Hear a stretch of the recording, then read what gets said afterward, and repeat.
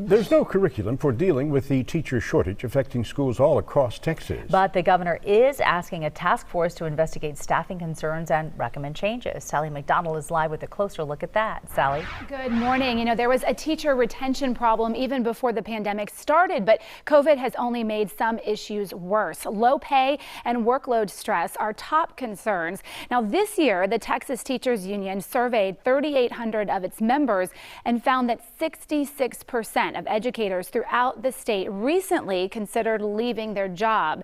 And according to a recent U of H report, the average pay for Texas teachers actually decreased by about $1,000 between 2010 and 2019.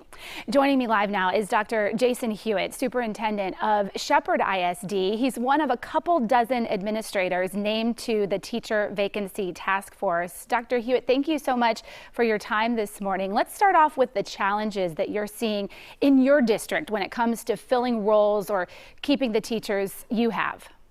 Yes, thank you, Sally. The challenges we have here in Shepherd ISD are like many of our colleagues across the state of Texas, specifically just numbers of teachers in the field coming to interview for jobs.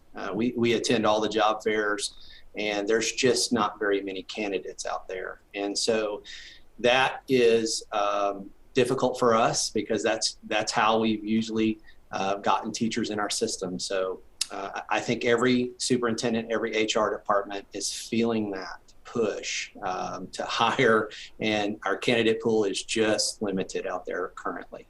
Well, what is one or two of your ideas that you feel could improve that pipeline, that you feel could improve, the candidates that you do get reaching out? Well, I think one thing that we have to do and consider in education is we have to encourage people to go into education, and that starts in our high schools.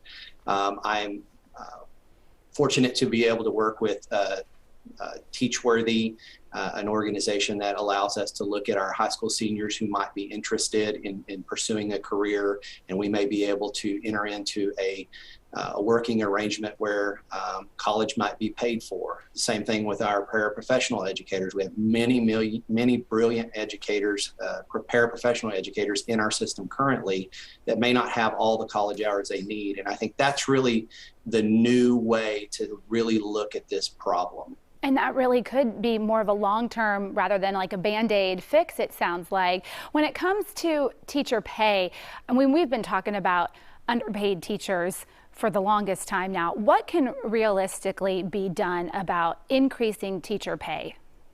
An idea that I've had, and I've shared this with many of my colleagues, is we really have to look at differentiated pay, I believe, in how certifications come from the state of Texas. I think if we were able to look at how we attach formula funds to specific certifications, we don't want to devalue any educator at all out there. But let's be honest, the math and the science and the special education and our bilingual folks have been hit the hardest in terms of shortages. And I think we really have to look at differentiated pay structures. I really think we have to take a hard look at benefits all the way around with insurance. I think we need to take a look at the retire-rehire process, allowing some of our retired educators, who are many in the state of Texas, to be able to come back in the field much earlier than they do. But right now they have to currently wait out a year. And so we have to really think about all of the things collectively to change that. And Dr. Hewitt, I know that the task force is just getting going. There are going to be about 24 teachers from across the state named to it as well to match the number of administrators. When do you hope to meet next? I believe our next meeting officially is somewhere in June, but however, each member of the task force has the responsibility to continue to mine data, speak to educators, teachers in the field.